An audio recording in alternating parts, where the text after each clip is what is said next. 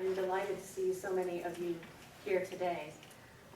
Just a point of clarification, this is not going to be a debate about enslavement. Rather, this is a structured student conversation about enslavement via using our core texts, that is the core texts from the very first 3 years of core, anywhere from core 101 to core 302, as evidence to consider how to become a more informed and civic-minded person, and whether or not our texts are taking us there.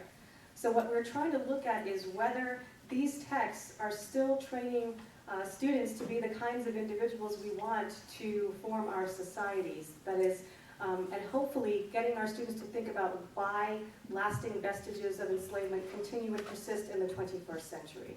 So that's what we were envisioning for today. Just a little bit of information about how this is going to work. All of these students have been nominated by their professors, and they have chosen to be here, the ones who weren't browbeaten, and they have had about a week to prepare on their teams, and they do not know what questions they will be asked. So presumably they have been going back through their different core texts depending on their levels, because we do have freshmen, sophomore, juniors, and seniors all participating on different teams. And they have been trying to anticipate what they're going to get asked. Let's see. Before I turn it over to them, I would like to begin by offering some perspectives from my discipline, that is English, and then I'm going to turn it over to two of my colleagues who will also give you their take on enslavement from the perspective of politics and history. Again, I'm Reshmi Habar. I'm in the Department of English. An English professor's job is to trouble and complicate the ways in which the use of language demonstrates the ideals of different societies across time. That's our first job.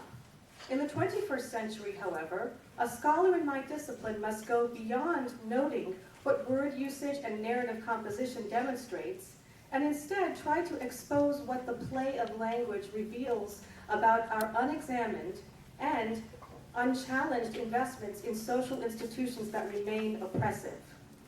Take the word enslavement, which is a concept that we understand politically, but which, unless one is reading a slave narrative, is a word that rarely appears in most other genres of English language fiction. Perhaps this is because Western readers operate under unconscious aesthetic assumptions that must supposedly neatly divide politics from art, rendering almost meaningless the point of Odysseus' slave Eumaeus' suffering in the second half of Homer's epic. His harping on and on, that is Eumaeus' harping on and on about being kidnapped and taken as a slave, seems a detour away from the real crowd-pleasing, chaos-making action of the narrative. The hero is the war-victorious vanquisher of lustful and gluttonous suitors, not the marginalized, loyal swineherd who makes sure to tell us how much he loves his master. Questioning whether we should read Homer along these lines in the 21st century allows for some interesting parallels to our own cultural and political moment. Odysseus' heroism, one can argue, is predicated not just on his personal valor, but on a system of social heroism that rests on the necessary oppression and policing of women and cultural minorities within ancient Greece.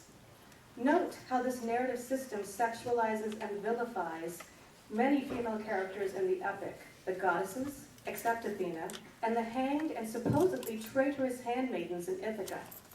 This year, I had two female students ask me about lines in the epic that imply that Odysseus knew these women were raped and then had them executed anyway. What better teachable moment is there than that one? One that forces all of us to think about the ways in which violence against women and violence for power in general, or to put perhaps a bit dramatically, a metaphorical rape of our critical consciousness may still be inscribed in cultural systems that celebrate apparent heroism and mankind's progress. I could name numerous examples of perhaps unconscious yet uncritical lapses in narratives found within some popular debates today. Example 1, the acrimonious troubling over what constitutes unborn humanity overshadowing the biggest threat facing humanity today, which is our country's lack of ownership about its role in climate change. Example 2, the media squabbling over the difference between civil protests and riots, instead of a critical appraisal on the progress of eradicating mass incarceration, which is one pervasive vestige of institutionalized racism or enslavement. Example 3, the worrying over whether an NFL demigod actually knew about the deflating, as opposed to an ongoing social commitment to investigative reviews of domestic abuse within the world of professional athletics. The wordsmithing, this is example 4, the wordsmithing of a difference between a mass shooting and terrorism, a disheartening irony apparent to anyone watching the talking heads discuss the San Bernardino shootings in the first 2 days of coverage. In the unwritten epics of our time, we are still at risk of being unconscious readers enthusing over notions of heroism within cultural institutions that remain flawed. I believe they remain so, partially because of bad reading and bad listening.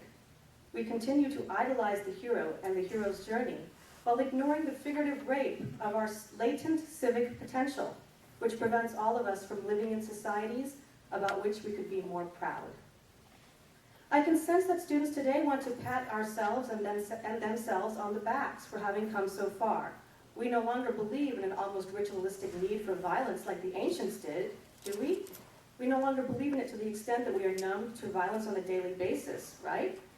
We no longer demean women and assume their personal struggles lie only in the realm of domesticity and the private sphere and thereby are not worthy of widespread public concern, right?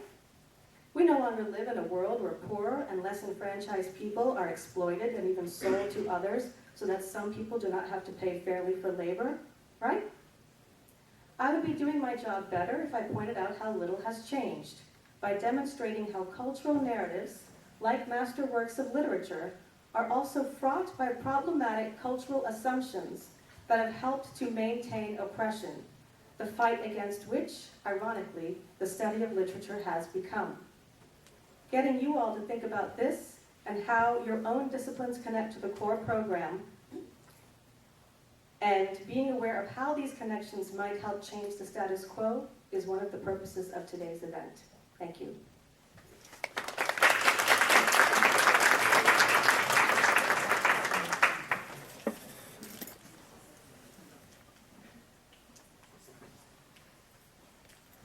Good afternoon. I'm Dr. Kendra King-Moman. I'm the chair of the Politics, History, and International Studies Division here at the university. I also direct the Rich Foundation Urban Leadership Program. Today I want to share my perspectives as it relates to politics. For us in our discipline, enslavement is not such an uncommon term. More often than not, when we hear the term enslavement, we're talking about a particular race of people. We're talking about a particular time period, but we're also talking about the after effects, if you will, in the words of Dr. Martin Luther King Jr., where do we go from here? From a political perspective, and as it relates to the core, there are 2 books that I've used when I'm talking the core. The first one being Theory of Moral Sentiments by Adam Smith. And I think when we talk about terms such as enslavement, we have to engage in conversations about fellow feeling. In particular, do I have sympathy that extends beyond my own capacity? I spent a lot of time in Africa, and one of the phrases that I've learned, simply translated in English, says, I see myself in you. And so when we have these conversations about enslavement, but really about people dynamics in politics, I think the question we have to ask ourselves is simply, am I willing to see myself in you? Again, when we look also at politics and we look at the word enslavement, I think we all agree that de Tocqueville speaks eloquently about the fate not just of the Negro in America who was enslaved, but also the fate of Indians, who he says were just as severely harmed and set back. Now, there are a lot of people in the room that I know. Some of my students are here today. They're participating in the debate. For those who are in a class that I'm currently teaching entitled 50 Shades of Bay, when we hear the term enslavement, it's usually accompanied by its bay, exploitation. From a political perspective, we can ask, is it economic? Is it social? Is it political? But we also have to ask from a humanistic perspective, Is the exploitation and enslavement racial? Is it gender-based? Is it based upon the haves and the have-nots? If we talk about Dr. King, he posed a question. He said, we don't know when we look at the dilemma of the Negro if the psychological or the physical enslavement was worse. I make the case that I believe it's the psychological, because when we're dealing with enslavement today, I humbly submit we're dealing with enslavement of the mind. We're dealing with enslavement as it relates to elitism and colonialism. We struggle as it relates to the building of coalitions because that potentially could mean that I'm going to give up some of my power so that you can be free. So from my vantage point, the conversation that we'll have today is one of freedom. Because as we know, an injustice anywhere is a threat to justice everywhere. Today, I don't think the conversation should be as to whether or not we should kill the core. The reason being, we have a collective history at Oglethorpe University in terms of our perspective related to the core. I don't care what class of people you run into in terms of what year they graduated. The common denominator conversation is about our beloved core. So I don't think the conversation should be, should we kill the core? I think the conversation should be, how can we collectively add value to the core? Will that mean diversifying the core? Absolutely. But I don't think we should throw the baby out with the bathwater. So today, as we engage, I think we have to go back to the words of President Roosevelt. I think today the conversation is not about the critic who counts, but it's about the man who will roll up his sleeves. It's about the woman who will roll up her sleeves and join us in the arena as we make our perspective greater. Thank you.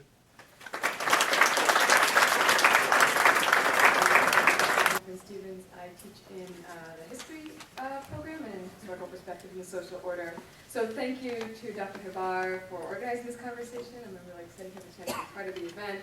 And it is an honor and a challenge to follow Dr. Mahmoud and Dr. Habar. I'm going to give it my best shot. So I've been asked to think about historical perspectives on enslavement. What does it mean to think about enslavement from a historical perspective? To see it over and over again in historical time, not just as an abstract concept, but as an embodied condition for enslaved people in history, and as a legal, social, economic fact of many human societies, and as Kevin Bales suggests, for our society today. What does it mean to see slavery legally abolished, right, at one moment in history, only to witness it morph and reestablish itself later on? I find that thinking about enslavement from a historical perspective to be a contradictory experience. Because on the one hand, it is exhausting to look at the human record of enslavement. On the other hand, it is also inspirational.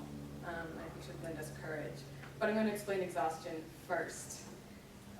Human history, far from a record of progress, can seem like a litany of forms of unfreedom.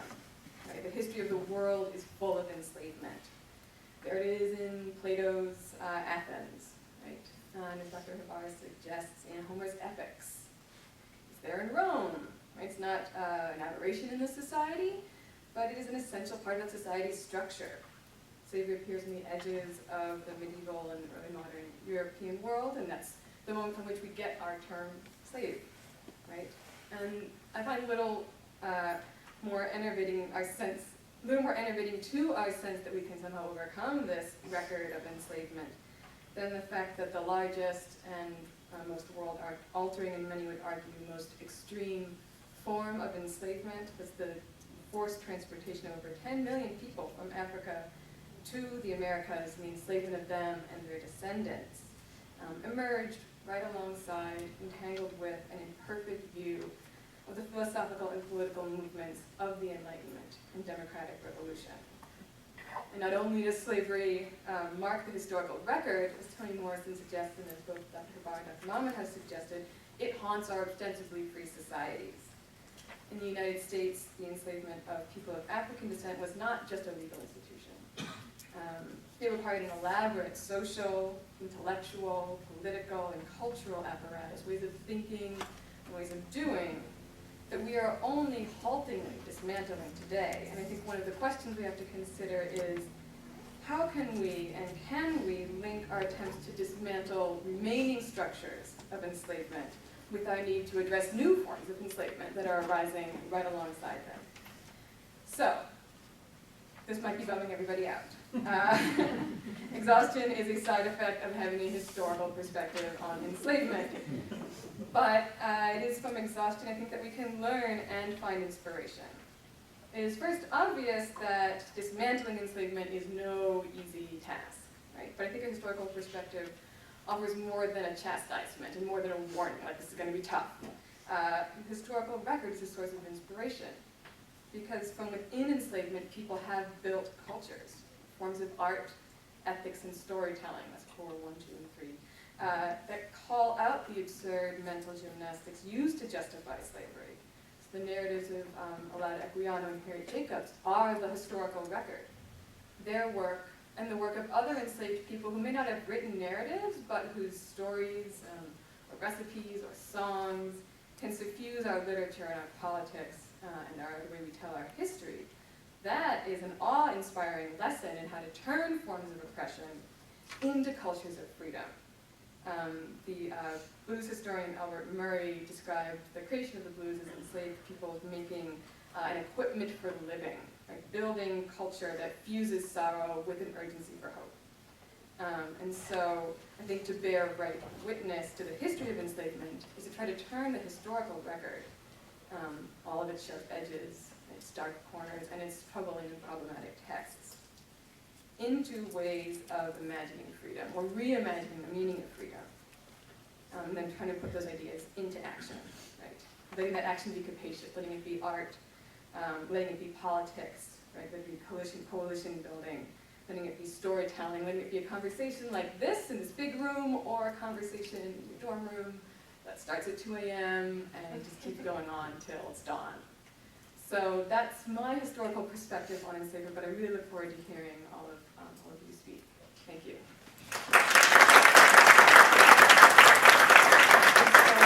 The sponsors for today's event, the Center for Civic Engagement under Tamara Nash and her team, and the CORE program directed by Dr. Charlie Bobby. Together they have funded today's reception and the cash prize to be awarded to the winners, and some of you may know that cash prize is $500 to be divided amongst the winning team members. I'd also like to thank Renee Very and Debbie Aiken at University Communications for helping to print our posters and for promoting the event and for recording the event. I'd also like to thank Joseph Lewis at Special Events for this, doesn't look like it, but it's a pretty elaborate setup, and for tweaking it at the last moment. This event has been a true collaborative effort between faculty, staff, and students, so I hope you will bear with me as I continue to read names. I'd like to thank Professors Iona Winter-Parks and Vanessa Fender for their efforts in liaising with the CCE, and Vanna Fender for designing our beautiful posters. Dr. Jeffrey Collins contributed to the design of our judges' rubric, which was then revised by Dr. Bob Steen.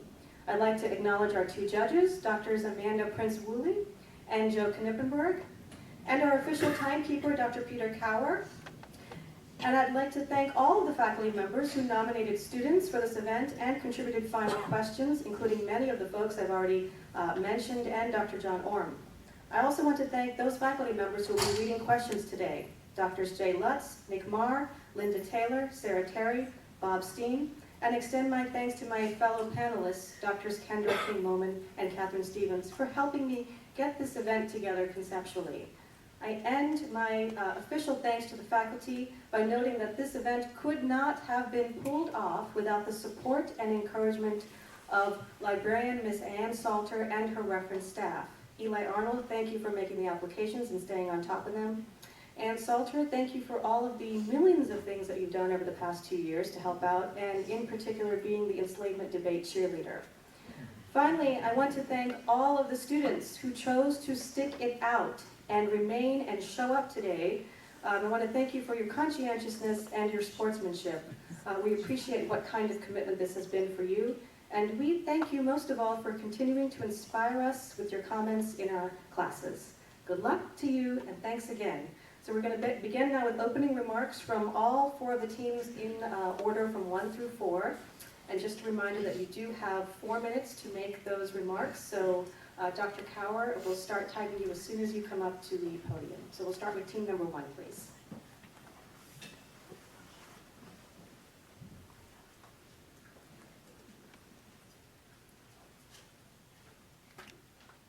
Good afternoon, everyone. This is Team 1. I'm Monica Coda. I'm a senior. I'm Cassie Andrews. I'm a freshman. I'm Jada Foote, and I'm a junior. So, as students and global citizens, we are interested fundamentally in tangible ways of analyzing relations of power and the ways that our education can serve as an academic arsenal with which to do so. Literature, well, nothing, but especially not literature, is never created in a cultural void. It is constantly defining and being shaped by its socio-political environment. Therefore, it is invaluable to address the transition in literature as it continually addresses these very issues. The author Kevin Bale states that argues that slavery is found in the economic exploitation of the vulnerable. As he says, it's a question of weakness, gullibility, and deprivation, not of race, religion, ethnicity, and other demarcations of identity. Whether we look at that, or we look at the definition that refers to slavery as a system in which property laws are established on human beings, we are essentially looking at a method of authority in which human beings are being systematically dehumanized and controlled. There is the common ground, the complete control of the individual physically and mentally. Therefore, I propose a small addendum to his definition, that we address what it is to be vulnerable and easily exploitable, and why those of marginalized identities and communities are predominantly fitting into that category. Capitalism and the roots of economic exploitation are absolutely behind slavery in many of its forms, but we also ask that in establishing these differences between new and old slavery, we examine the idea that slavery acts as a symptom of the interactions of several axes of oppression, and the way that those systems of oppression manifest today also translate into the way that slavery manifests. So in Bale's Disposable People, the main points largely surround statements. It is not about owning people in the traditional sense of old slavery, but about controlling them completely.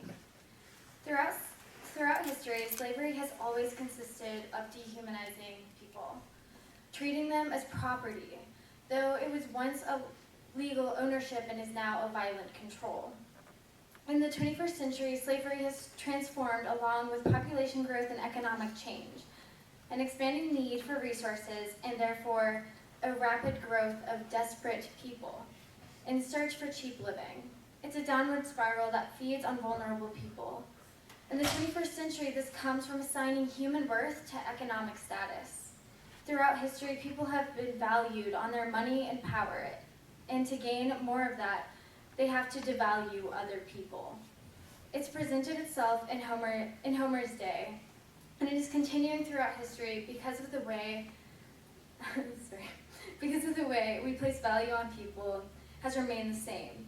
In the Odyssey, Odysseus gives value and power not by taking control of cities, but by taking control of the people, the men and the women in those cities.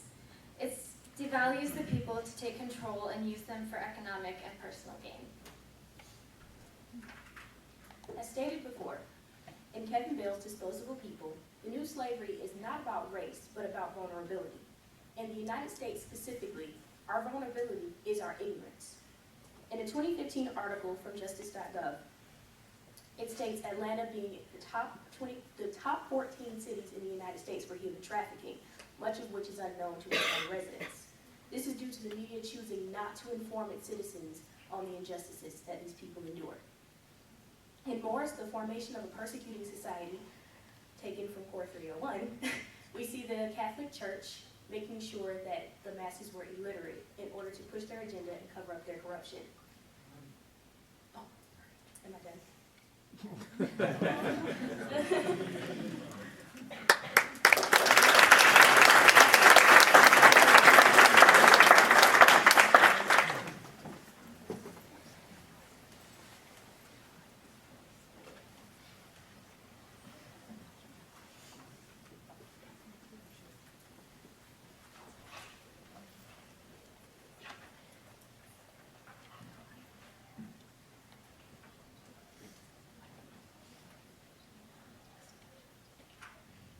Kevin Bales, the author of Disposable People, writes, "This is the new slavery, which focuses on big profits and cheap lives.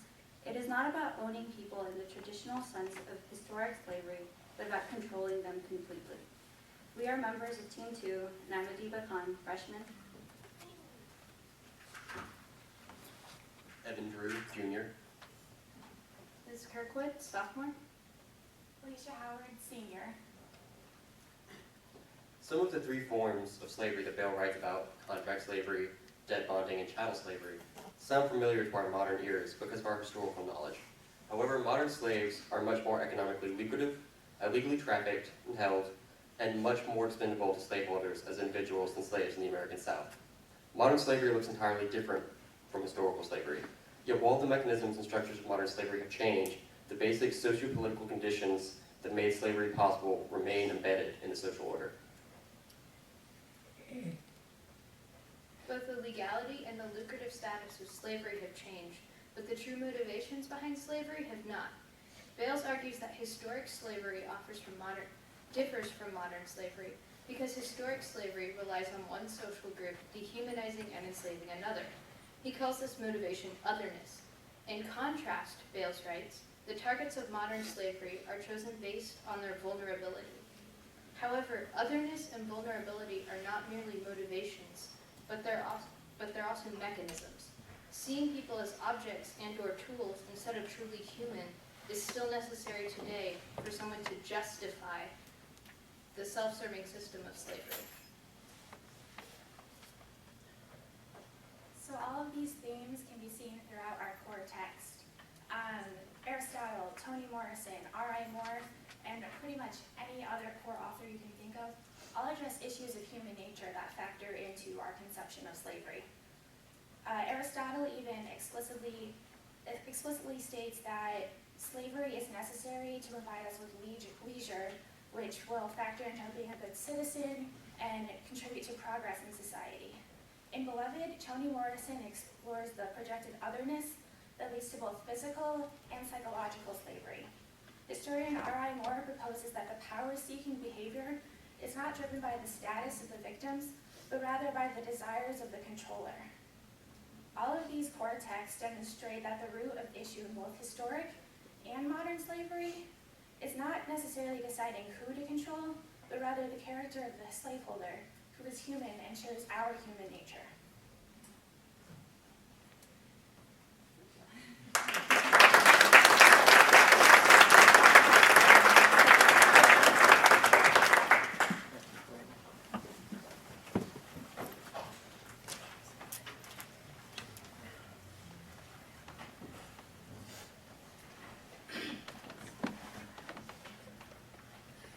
Good afternoon, professors, faculty, and fellow peers. My name is Jordan Franklin. I'm an international studies major, communications minor. I'm a junior.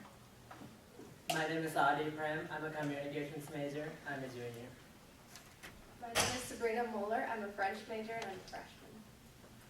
My name is Lindsay Bollinger. I'm an English major, history minor, and I'm a senior. We are Group 3. We are honored to be able to present to you our perspectives on enslavement in the 21st century.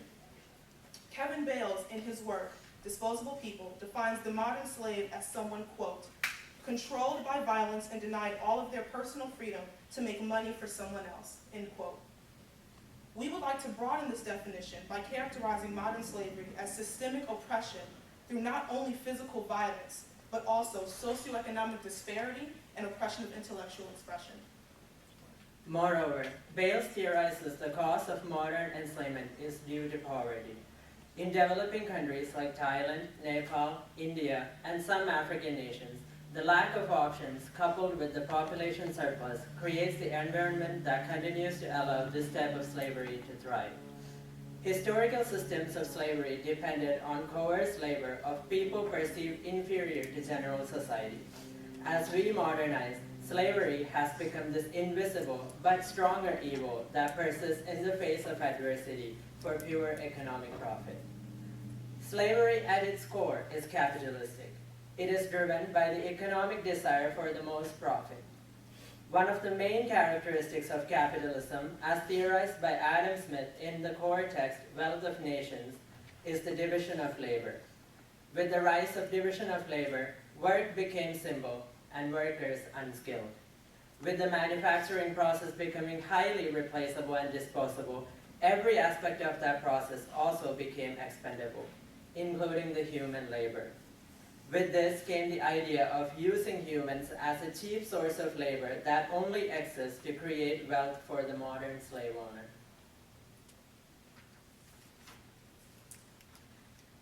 As Montesquieu put it in his Spirit of Laws, slavery, in its proper sense, is the establishment of a right which makes one man so much the owner of another man that he is the absolute master of his life and of his goods. It is not good by its nature, it is useful neither to the master nor to the slave. Not to the slave because he can do nothing from virtue, and not to the master because he contracts all sorts of bad habits from his slaves, because he imperceptibly grows accustomed to failing in all the moral virtues, because he grows proud, curt, harsh, angry, voluptuous, and cruel.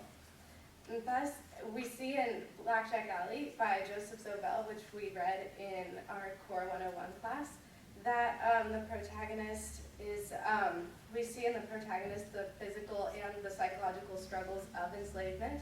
And I believe that the way that Montesquieu puts, knowledge makes man gentle and reason inclines towards humanity, only prejudices cause these to be renounced. And so I think that in order to kind of move towards progress, it's our job to educate the masses. In closing, modern slavery is not considerably worse than antebellum slavery, as Bells argues. But antebellum slavery is not considerably worse than modern slavery, as I would argue. I find that you can't compare tragedies. The point of history is to remember it, not recycle it. The current state we are in strongly suggests we are recycling people, and the pickup date has never been set. They are accumulating right in our house, with the appliances we use and the clothes we wear. One day, it will get to be too much. I hope we find a change before then. Thank you.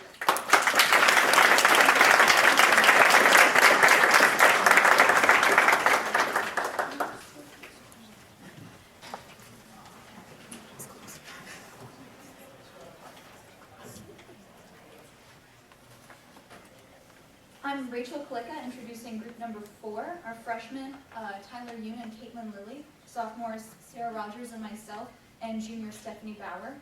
As a group, our general takeaway from the New Slavery excerpt is that here in the 21st century, there is a form of powerful and persistent slavery which preys on the disadvantaged with a key focus on major economic profit. This new slavery has the same goal as the old ever did, and has been made possible by population growth and industrialization. This excerpt suggests, however, that divisions in gender, race, and religion do not determine the new slavery as they did in the old. We see that rather than completely leaving old slavery behind, its remaining systems of oppression persist and strongly contribute to the vulnerability and social inequality of populations today. Examples include girls and women sold into sex work, economically disadvantaged workers looking to make money, and tricked and trapped into false contracts, or bonded labor that comes from people trying to pay off debts. All of this is achieved through violence and asserted control of the enslavers. Now our other group members will briefly discuss the coverage of slavery within our core curriculum. Hi. The only mention of slavery in the Core 101 class that I took with Dr. Kabar was the glorified relationship between the slave Eumaeus and his owner Odysseus. This only emphasizes the issue of the lack of diversity in our core texts and the need for the modernization and change of these texts. In the book Fun Home depicts new slavery by the social pressures exerted on the individuals of Allison's family and how that leads to being vulnerable to conform to social norms. The most direct address of the issue of slavery is inside of Toni Morris's Beloved, as people have mentioned. It addresses the physical, mental, and emotional consequences of slavery, which, while it is set inside of old slavery, it can also be applied to new slavery. Okay. We also touch on slavery in Core 201 texts with different philosophers, such as Aristotle's Politics, where he discusses the difference between unnatural and natural slavery. But we just kind of gloss over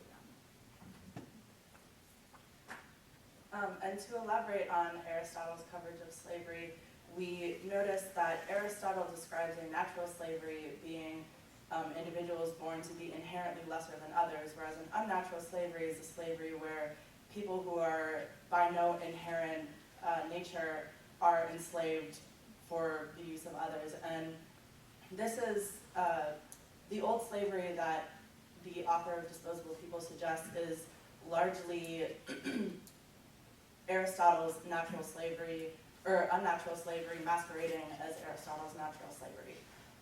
But moving along to 202, we can see sort of the persistence of the systems that allow for the new slavery throughout that curriculum, and even Marx himself touches on how capitalism allows for this sort of manipulation due to the expansion of the lower class, which the author of Disposable People very specifically addresses in the expansion of a population that's economically disadvantaged and therefore vulnerable to being taken advantage of by an upper class.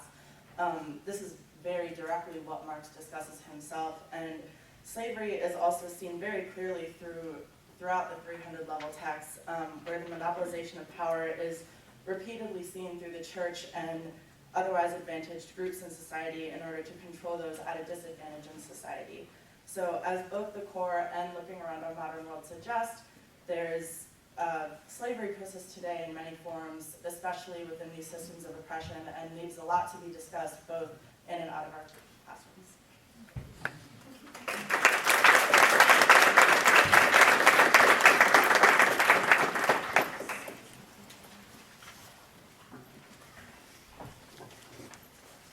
Good afternoon. It's my pleasure to be here with you. I'm Dr. Jay Lutz, Professor of French. Before I continue on with the program, we want to be sure that everyone is comfortable here, and we're so pleased that we have such a large turnout, but we see a number of you standing in the back. If you'd like to come up, there are a few seats here and there, a few people that had to leave, and we want, again, for everyone to benefit from this opportunity and be comfortable. So now we move to the debate mode, and I will be introducing that with a question that to which all four teams will respond. So all of you, please listen carefully. I'll try to enunciate clearly. Here is question number one for all teams. In your opinion, does Odysseus either make a life or make a living? What is the difference between those two ideas? Support or refute the notion that Homer's epic fully embodies our institutional model? All teams will now receive 2 minutes to prepare a response, and I will call your team's number when it is your team's turn to respond. All teams will then get 3 minutes of talking time. Your 2 minutes prep time begins now. My colleague, Dr. Carroll, will be holding us very strictly to our time so that everything works well. Okay, so we define making a living as basic survival, while making a life is something that you find fulfillment and satisfaction in. Now, you do need to make a living in order to make a life, but making a living is not a way of life that most people would choose to live and that one will find like true satisfaction in. Making a life is finding fulfillment in what you're doing. However, we do recognize that in order to do this, you have to be making a living, because it's hard to find fulfillment in your endeavors if you're barely getting by. And Odysseus seems to, in his endeavors, often be making a living and not making a life. We also find that to make a life is a form of building your own empire, establishing yourself and taking care of the ones that you love. And in Odysseus' case, also taking care of the people who follow you. Odysseus is a very selfish man. He spent almost 20 years, if not 20 years, traveling the seas on his odyssey and his journey, not actively trying to get back to his community and to his loved ones. Therefore, he was not making a life. He was just making a living. So we would like to officially refute that Homer's claims does not match up with the institution. And we would like to close by saying that Odysseus was in fact a slave according to our definition of slavery, where we expanded the definition of slavery as limitation on free thought as well. Odysseus only had a few moments during his voyage when he was able to make his own decisions and act according to it. So many forces, divine interventions, sirens, and etc. kept taking him off course, and because of that, he was not fully in control of his own decision. So he is, in fact, a victim of enslavement as well. Thank you.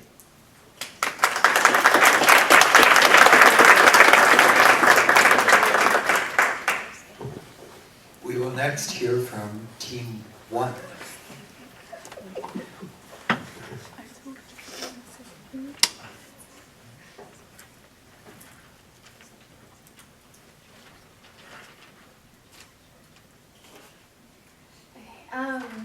In Homer's The Odyssey, Odysseus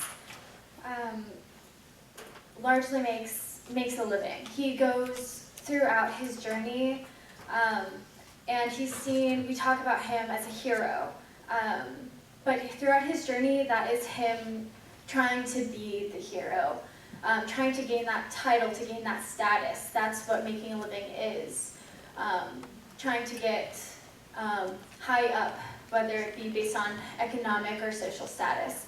And that's what he does, rather than making a life of personal fulfillment, of moral values, of living on true beliefs. And that is not what he pursues throughout his journey. He goes to be on top, and does that pretty selfishly. However, epics are a reflection of human character. Epics are written by humans and may represent humans that are bigger than life, but they still go through struggles, and they're meant to represent a transformational journey. Odysseus is in a constant transformational journey. He is, as Toni Morrison would say, seeking the ineffable constantly. He's subject to the same kind of self-imposed and external obstacles that we are as college students, and he's seeking the ineffable in the same way that college students are. Therefore, we don't refute it. We do support the claim that the Odyssean epic, as we read it in our days, does represent the institutional claim that we make.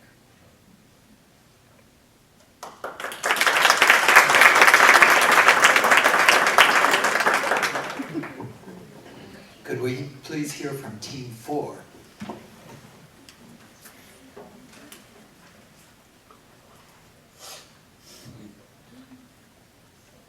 Our group makes the definition of life as engaging with others and acting in order to better your own society, and making a living as exclusively making a living as an act of pure gain for your own asset. Both are important to a degree, but we recognize that making a living is more important of the two, and Odysseus focuses on making a life is more important to us, we believe, and bettering your society, and that Odysseus focuses on making a living primarily, and therefore does not uphold our institution. The use of Odysseus' clever rhetoric throughout the Odyssey emphasizes his idea that his gnosos is selfishly led. He purposely uses the singular idea of I and me and myself when he mentions the fact that all of his other crewmates have passed away. He continuously takes advantage of others so he can get home to Penelope and Ithaca. This emphasizes the fact that he is living. He's trying to make a personal gain and a personal profit.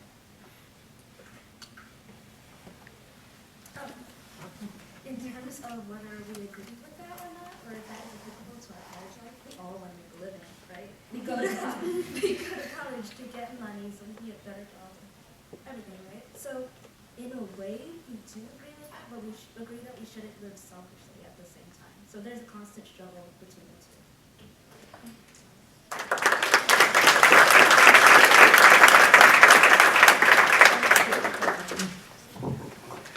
It is obviously now our pleasure to hear from Team 2.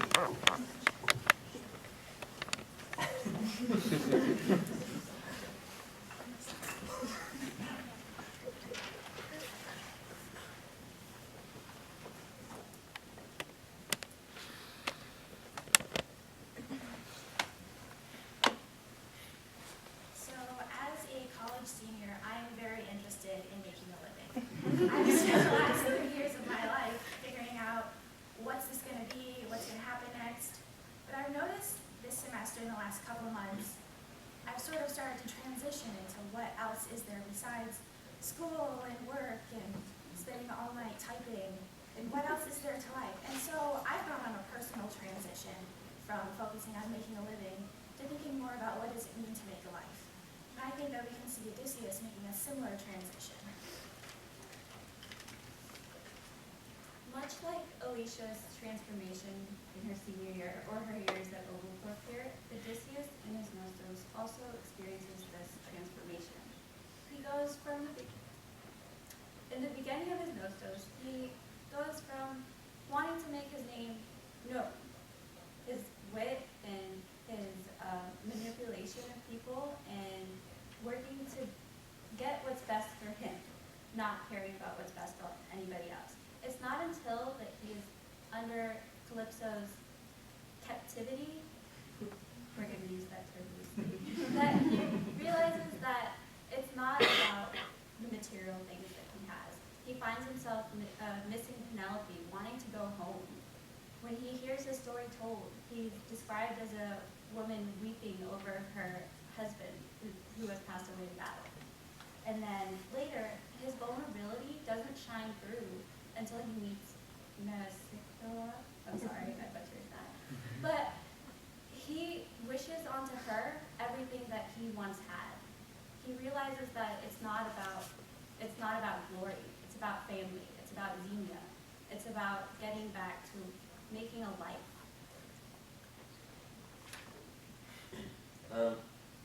As has been mentioned several other times, like we ourselves, Odysseus is not a static individual, and while at the beginning of the Odyssey it may seem, and it certainly does seem, that his focus is on sort of the material aspects that are wrapped up into sort of the notion of Kleos, and he views Kleos and personal honor not as only something intrinsic to the individual, but as almost a means of bartering, engaging in material gain, a way of sort of trading when one reaches a new kingdom.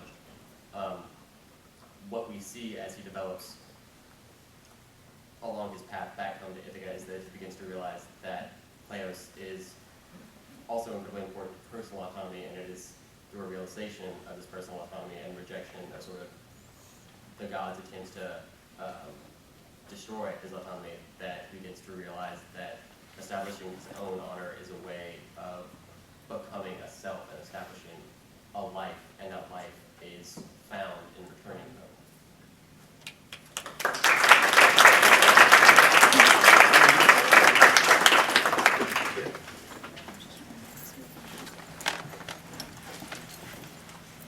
Hello, I am Dr. Nick Marr. I teach in the history department, and I will read you a new question. You have 2 more minutes. So my question is, in what ways does Morrison suggest at the end of Beloved that Denver may have freed herself from the legacy of enslavement? And to what extent is she still trapped in this phenomenon as the novel concludes? Team 4 from us to make your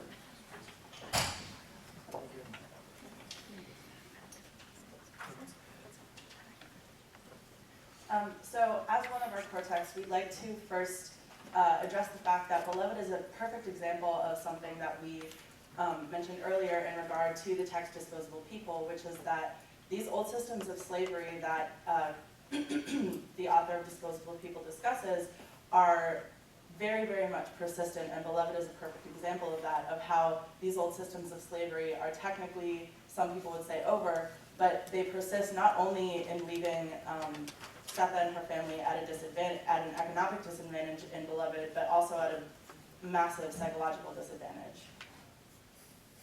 Morrison, more than any other author in our core program, focuses on the psychological turmoil that comes with a past of slavery.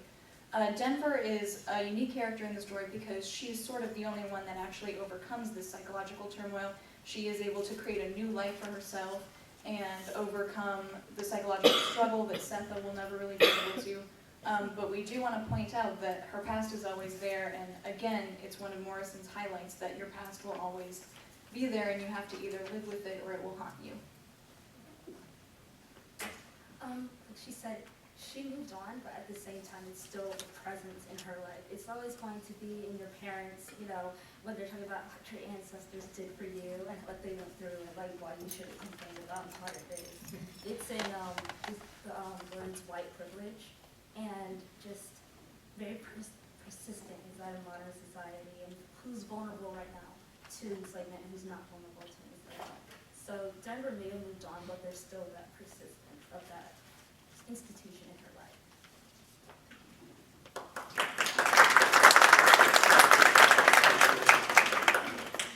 Thank you. Can Team 2 now come with your response?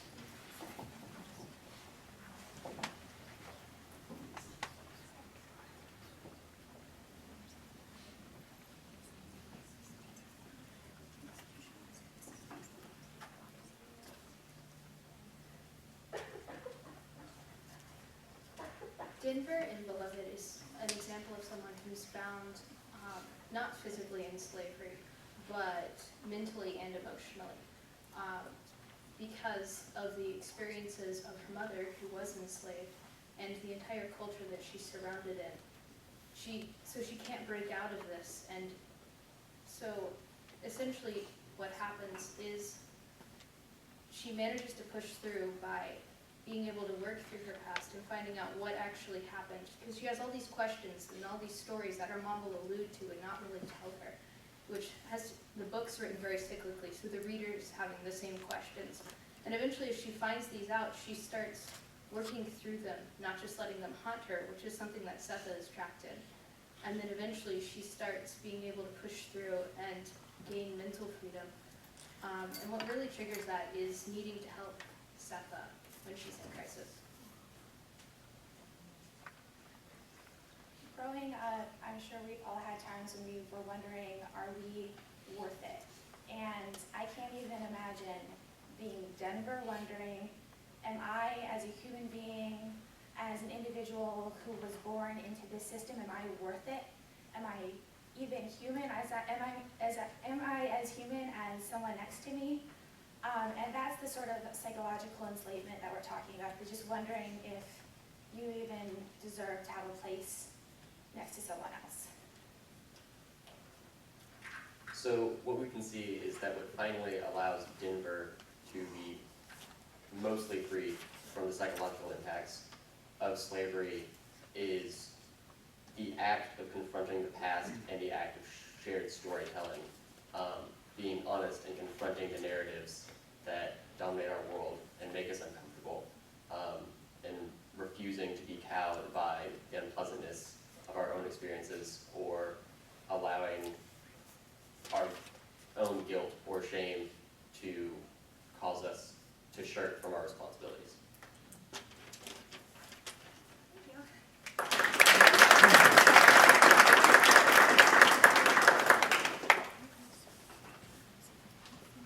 Thank you. Can Team 1 come up, please?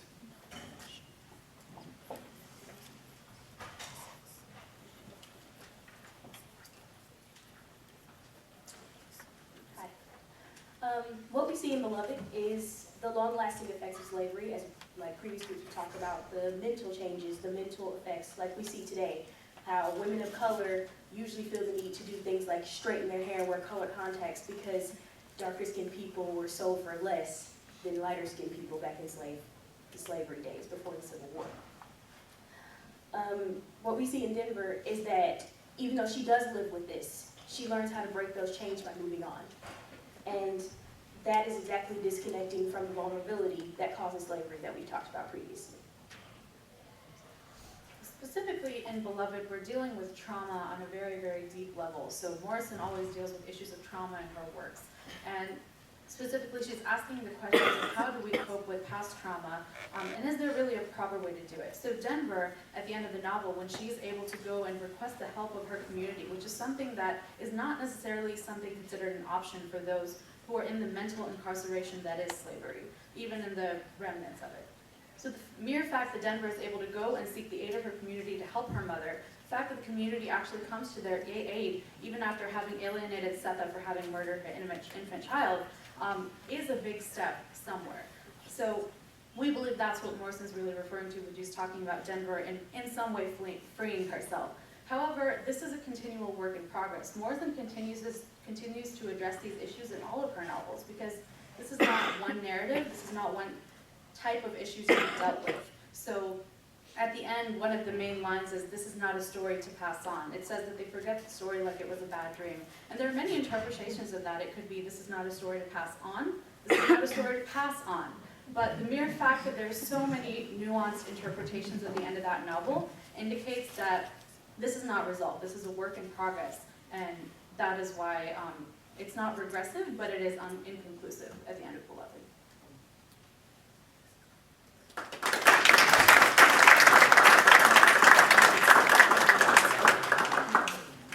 Thank you. Can we hear from Team 3?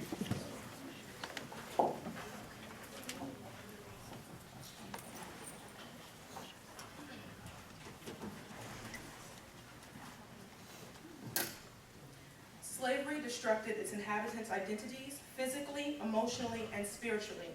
Their souls stagnant as a result of their inability to move on and their inability to use memory as a tool for recovery. You see, memory is the catalyst for healing. Setha refused to remember, and as a result, Denver is collateral damage. Denver is trying to, generationally trying to break that curse. However, she cannot move forward because she is still in the same environment that Setha provides for her. However, Beloved is the manifestation of slavery. So when Beloved shows up, it forces the household that Setha has created to acknowledge what has gone on, and it forces her to remember. And I think that allows Denver to kind of move on, because she's not concerned about her mother anymore. She's not concerned about the healing of her mother. Denver, while she lives as a free human, she is still trapped by the inability of her mother, Setha, to let go of the memories of slavery. And because of this, while she is a free person, she never gets to experience that freedom till she leaves her past behind and moves on. I think the reason why Beloved is I arguably think the most important text we read in the first year core sequence is the importance that it bears on our society even today. The whole framework of the story Beloved only exists within the framework of institutionalized racism that exists as a remnant of slavery. And even though Denver technically does free herself in the end, what we need to remember is that it is the privilege of those who are privileged to not acknowledge the privilege that continues to exist in our society today. And when you are born into a situation such as Denver, such as women of color in society today, every aspect of your life is continued to be informed by these remnants of these institutions, no matter how much we feel that they may be dead now. So in conclusion, there needs to be acknowledgement. There is the sentiment that slaves and the ancestors of slaves need to get over it, yet no one has defined what it is. And we need to heal, but they don't allow us to heal because, as I stated before, memory is the catalyst for healing. Yet we're not taught our history, as we're speaking of African American ancestry. We're not taught the history, and upon coming to an institution of higher learning such as the Great Oglethorpe, in the core program, I can't help but to wonder why there is a lack and an exclusion, it feels, of African American history.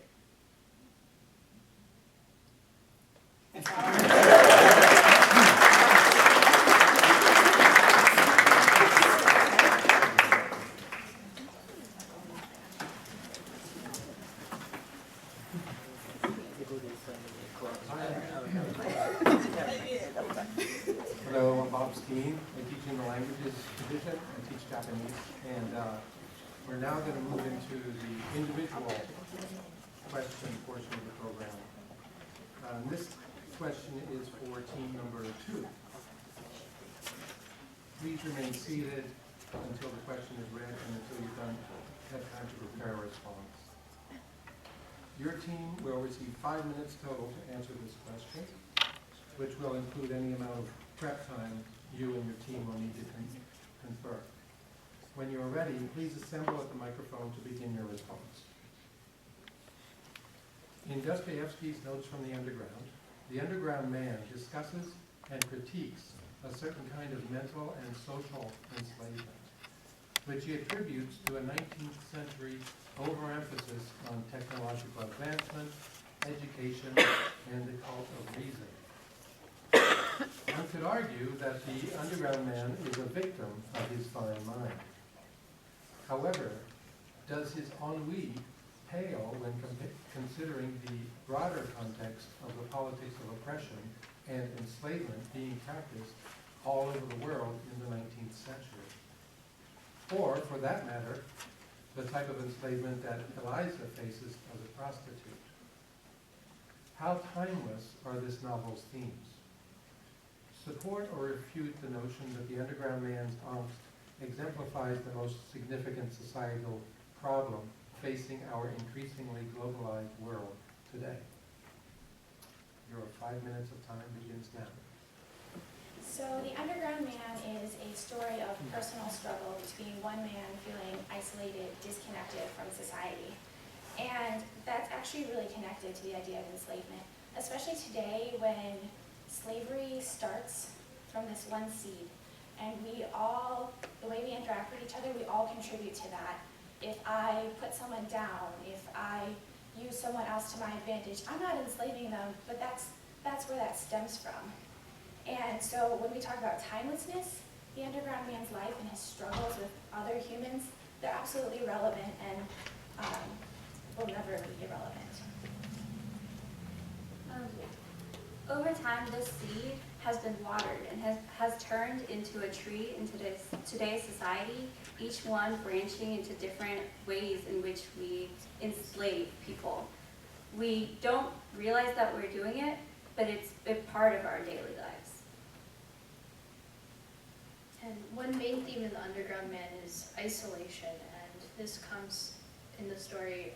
He's kind of trapped in his own mind. The novel's written in stream of consciousness form, and he's constantly he basically spends the entire book talking to himself, but it also addresses technology, and it also addresses social isolation, because he's so caught up in trying to win the approval of his friends and all these people that he doesn't really connect with and doesn't really care about. He's angry at them half the time, but he doesn't have anywhere else to go, and so he's desperate to connect it. He talks about picking a fight with a policeman for human contact, and ultimately this isolation, even when he does have contact with Eliza, he ends up rejecting her because he doesn't know how to handle it. All of this being said, I do think it's important to recognize kind of an axiom that the only things that you should refer to as rape and slavery are actual rape and slavery. So I think it's important to realize that part of what the underground man is rejecting is the notion that perfect rationality and technology will allow us to sort of reach this perfect world, this best of all possible worlds.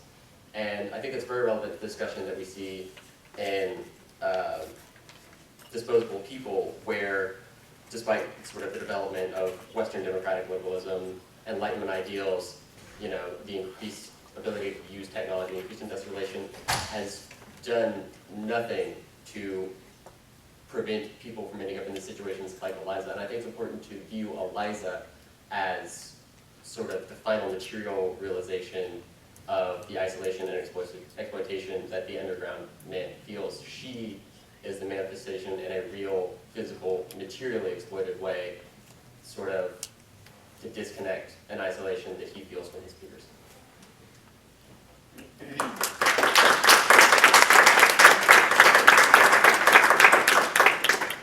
Which of the two canonical authors most addresses enslavement, and what solutions do those authors pose to fight enslavement? One of the authors that we chose was definitely Toni Morrison, who's been an active voice for the minorities inside of America and all over the world. She definitely gets into slavery when she talks about, in Beloved and Denver and the consequences of that slavery. And the solutions that she puts forth, I don't know, I guess you could say moving on, but at the same time, is that really possible? That's something that she seems to ask within her story. To continue talking about Morrison and Beloved, like I said before, this is definitely the author in the canon of our core curriculum that addresses slavery full on the most and confronts both the history of it as well as the psychological edge that we don't really see in any other pieces. I agree that I think that the way that she addresses maybe being able to fight against it is just to overcome it within yourself. As a second text, I would actually like to propose that Cervantes does an interesting job of addressing this, because Cervantes' character Don Quixote he embodies this person who is seeing the world a very specific way that nobody else sees it, and he is very insistent on living in the world in that way, regardless of the fact that every person he comes into contact with insists upon it being a different way, insists that he's wrong, and insists that he's essentially crazy for seeing the world this way. And if you want to apply that to our modern day world, that's not such a far cry from thinking about the way that any oppressed person has to live in the world. In general, like trying to explain to people who don't understand or acknowledge their oppression, or understand or acknowledge their privilege, that they're having a hand in oppression, that they're having a hand in, that they're contributing to these oppressive and controlling systems that are damaging to other people. It's not such a far parallel to consider how Don Quixote feels when he's very, very insistently going through the world in a very specific way, and nobody else seems to think that his claims are legitimate or that his way of life is legitimate. And this is I think that this is a good callback to what I believe it was Dr. Habar was saying about how the language that we use is very powerful when we're discussing systems of oppression, for instance, in our daily life, because if we're approaching something like riots and the Black Lives Matter movement by saying that these people are crazy, or by saying that they're seeing things that aren't really there, we're contributing to their oppression. Yeah. Another way Morrison seems to present a solution for this is in Beloved, when she talks about the community and they come together and they help Setha and they wash off all her woes and they acclimate her to being free and they teach her how to be free. And I think that's really important in the modern day context too. Thank you. Question is for Team 3. Again, you can stay seated until you've had time to prepare your response. You'll get 5 minutes total to answer the question, which includes your prep time. And now the question. What arguments have political philosophers used to prove that slavery is unjustifiable? How have their ideas influenced historical movements for human rights? And if slavery persists today, does that mean that we have failed to expand their ideas far enough, or that there is something missing, limited, misguided, or problematic in their ideas?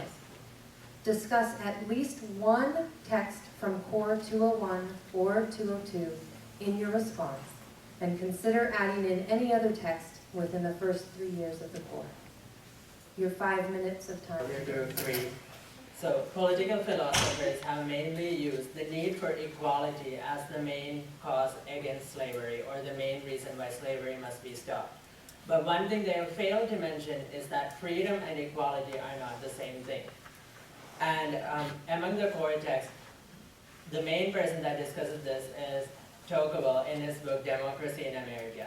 He says that America as a society would rather live without freedom under equality instead of just choosing freedom.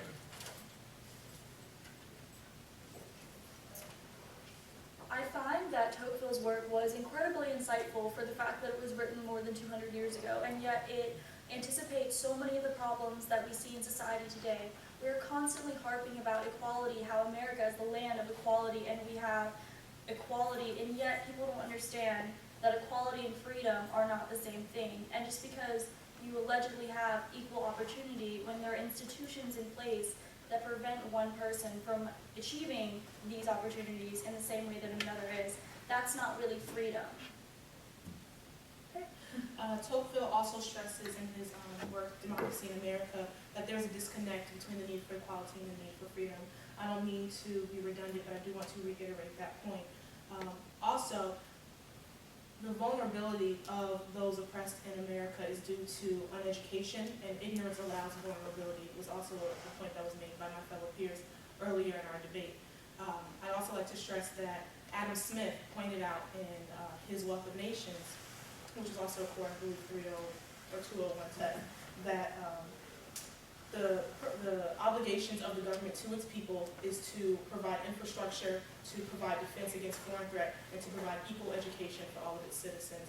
And we feel that it failed miserably. So in that regard, so I'm running out of time. In that regard, I want to tie that back to how Tocqueville explained democracy in America. It's just that its people. While laws have been created to address slavery, no laws have been created to address freedom. And please remain seated until the entire question is read and until you've had time to prepare a response. Your team will receive 5 minutes in total. This question is about Core 301. In Core 301, in Jacob Burckhardt's The Civilization of the Renaissance in Italy, Burckhardt argues that during the Renaissance in Italy, quote, an objective treatment of the state and of all the things of this world became possible, end quote. Does the development of an objective treatment of the world present a new form of intellectual freedom or a new form of intellectual enslavement? Your 5 minutes of time begins now. Hi. So what we have with that is, I guess, to simplify things, basically an objective way of looking at the state, which is like separation, example, separation of church and state. This secularizes everything, and in a way, it gives people intellectual freedom. Ultimately, though, what happens is, if you give people intellectual freedom, it gives them freedom. They can do whatever they want. They cannot enslave people, but mentally, they could, because it disregards people's feelings as well. Essentially, the point is here that when Burckhardt addresses the objective evaluation of the state, we're talking about secularism, we're talking about no longer maybe authoritative means of oppression, but we have to be careful not to equate freedom of expression to lack of the ability to institutionally oppress. And we also want to be careful in the sort of vernacular that we use in intellectual freedom in relation to objectivity, because I think, and this is a quote from Walter Johnson, one of the most durable paradoxes of white supremacy, the idea that those who are closest to an experience of oppression are its least credible witnesses. So objectivity is absolutely a great evaluative tool, but we want to be careful that we're not eliminating personal experiences from an evaluation of enslavement, is the point that we're trying to make here. And I do think that Burckhardt makes a very solid case for we're talking about the Renaissance and the beginning of freedom of expression, and as we find it in the roots of modernity, but again, our vernacular can't equate objectivity to freedom. Thank all of the students for their earnest participation and articulate participation, and I'm very, very proud of each and every one of you. And we're going to now go ahead and, I guess, eat and mingle while the judges confer, and when we have some results, I'll announce them. Thank you so much for attending.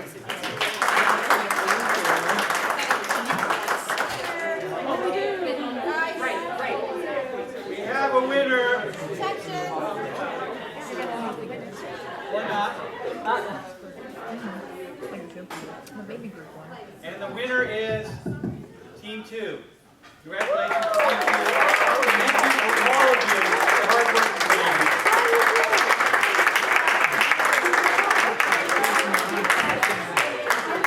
Just to remind you, Team 2 is Adiba Khan, freshman, Elizabeth Kirkwood, sophomore, Alicia Howard, senior, and Evan Drew, junior. Thank you, guys.